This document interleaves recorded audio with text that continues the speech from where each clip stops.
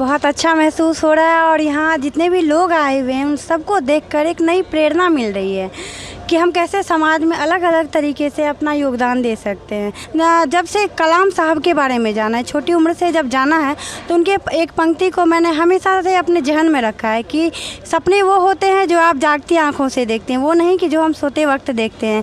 और आज उनके पुण्यतिथि पर मुझे इस अवार्ड से नवाजा जा रहा है। लीडरशिप अवार्ड बहुत बड़ा अवार्ड है, तो मैं बहुत खुश हूँ। हमारे घर में भी खुशी का आलम है।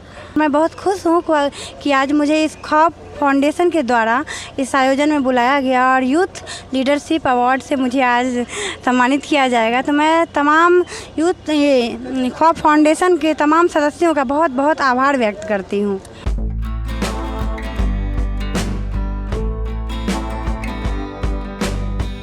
आज हमारे साथ यूथ कलाम अवार्ड से सम्मानित होने जा रही है गरिमा उर्विशा जी। ये मधेपुरा से आई हैं और इन्हें भी सोशल वर्कर के रूप में यहाँ सम्मानित किया जा रहा है। और ये मधेपुरा से चलकर हमारे पटना ज़िला में आई हैं।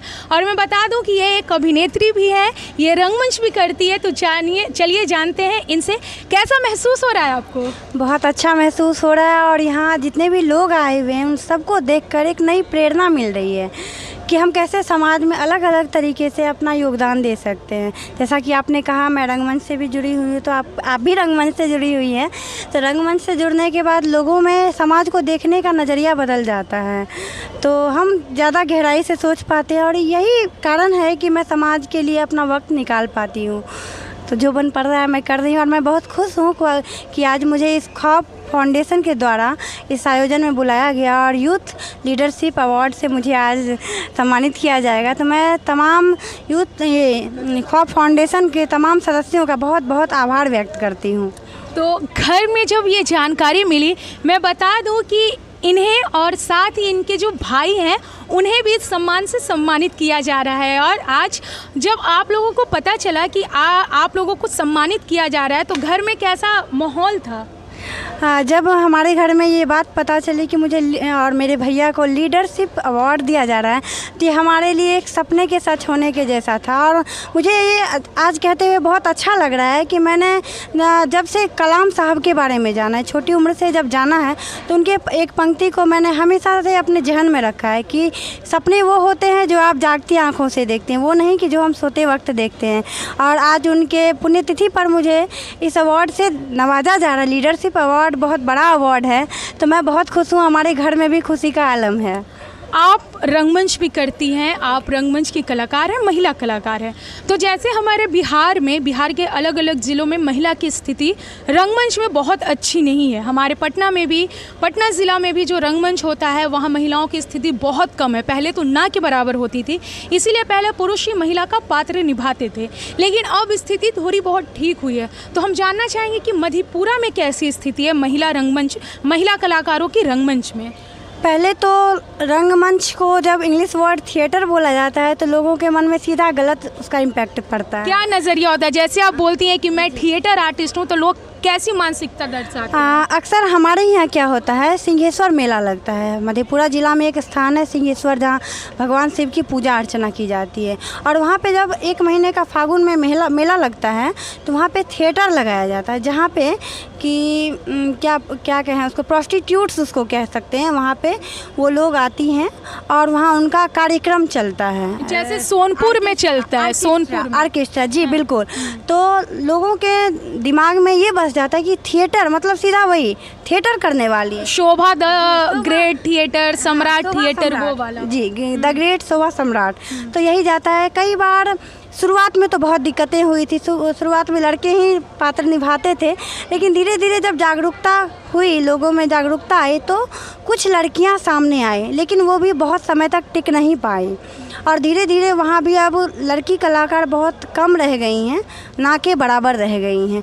और जहाँ तक इसमें संभावनाओं की बात है, तो संभावनाओं के कम स्थिति को देखते हुए, कम स्तर को देखते हुए लड़कियाँ अपना कुछ और ढूंढने लग जाती हैं, रोज़गार के लिए, जैसे कि मैं भी पहले पूरा वक्त देती थी, अब बहुत कम वक्त दे पाती हूँ, क्योंकि इससे हमारा ज़िंदगी नहीं चल पाता है। हमारी ज़िंदगी के लिए हमें कुछ और काम करना पड़ता है, तो फिर हमारे पास समय नहीं होता है।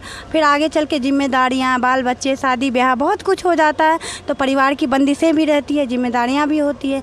और अगर अच्छा स्कोप मिले तो ये ताउम्र चलता रहेगा, लेकिन ऐसा है नहीं। मुझे उम्मीद है जिस तरह से नाट्य शास्त्र के छात्रों के द्वारा मुहिम चलाई जा रही है, मुझे उम्मीद है कि बिहार सरकार इस पे कुछ ना कुछ अपना संज्ञान जरूर लेगी।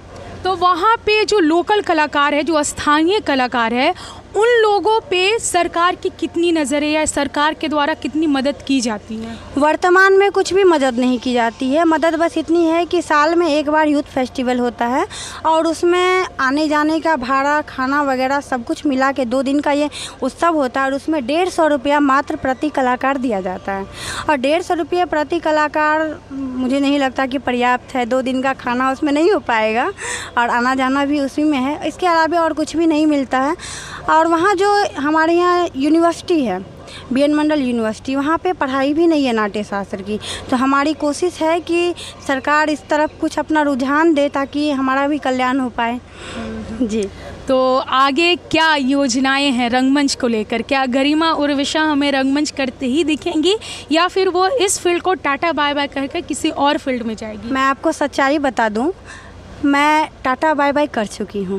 कारण ये है कि अभी भी क्योंकि हम लोग जब जुड़ जाते हैं किसी चीज़ से तो फिर छूट नहीं पाता है। तो जब भी मौका मिलता है करते हैं, मौका मिलने पे करते हैं, उसके लिए समय नहीं पूरा नहीं रखते हैं।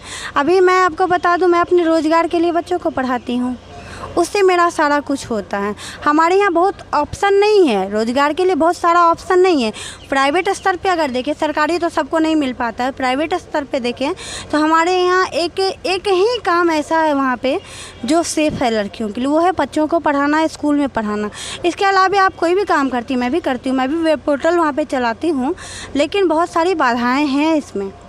और अगर हम ये कहें कि सिर्फ उसी पे निर्भर रहेंगे तो फिर मेरी ज़िंदगी नहीं चल पाएगी, मेरा परिवार नहीं चल पाएगा और रंगमंच तो बिल्कुल ही नहीं हो पाएगा। क्योंकि अगर मुझे जाना भी है तो 10 रुपये का खर्चा मेरे अपने जेब से ही जाएगा, तो उसके लिए मुझे कुछ ना कुछ करना ही पड़ेगा। बिल्कुल। तो सुना आपने कि ये जो कलाकारों की स्थिति है वो सिर्फ हमारे पटना में ही नहीं बल्कि पटना के बाहर जो हमारे यहाँ जो ज़िला है 38 ज़िलों से भी आए दिन कलाकार आते हैं और उनसे हम बिहारी खबर के माध्यम से उन कलाकारों का दर्द ज़रूर दर्शाते हैं कि उन कलाकारों की स्थिति क्या हमारे यहाँ है। और सिर्फ पटना की नहीं बात करें, पटना के बाहर के लोगों की भी बात करें तो उन लोगों की भी स्थिति वैसे ही की वैसे ही है। वहाँ के भी स्थानीय कलाकारों को काम के लिए भटकना पड़ता है, तरसना पड़ता है, इंतज़ार करना पड़ता है, अपने जेब से भाड़ा लगा के जाना पड़ता है। और यूथ फेस्टिवल में 150 रुपये मिलता है 2 दिन के खाने के लिए। तो ये आप भी अंदाज़ा लगा सकते हैं कि महंगाई इस कदर हावी हो रही है हमारे ऊपर कि 150 रुपये में एक टाइम का भी आदमी एक दिन भी अच्छे से खा ले वो भी बहुत होता है। तो कलाकारों की ये स्थिति है यहाँ। इसीलिए ये गरिमा उर्विशा जी हैं, ये मधेपुरा से है। ये नाटक करती थी लेकिन अब इन्होंने नाटक को कह दिया टाटा बाय बाय, सिर्फ इसलिए क्योंकि इसमें कोई भी ऑप्शन नहीं है, करियर नहीं है। आप खुद को तो चला लीजिएगा लेकिन अपने परिवार को, अपने आने वाले दिनों को, अपना फ्यूचर इसमें आप नहीं बना सकते क्योंकि सरकार की तरफ से इसके लिए कोई भी व्यवस्था नहीं की गई है। और सब कलाकारों ने, बिहार के अलग अलग ज़िलों के कलाकारों ने मिलकर मांग की है, मुहिम चलाई है नाट्य शिक्षक की बहाली के ऊपर। उसकी भी खबर हम बिहारी खबर के दर्शकों को ज़रूर दिखाएंगे कि कलाकार कैसे इस मुहिम को ज़ोर शोर से चला रहे हैं, बढ़ा रहे हैं और देखते हैं कि इसका क्या असर हो पाता है। ये कलाकार ऐसे भटकते रहेंगे, कोई टाटा बाय बाय कहेगा, कोई रोते रोते सोएगा या कोई हंसते हंसते जिएगा। ऐसी खबरों के लिए देखते रहिए बिहारी खबर। तब तक के लिए नमस्कार।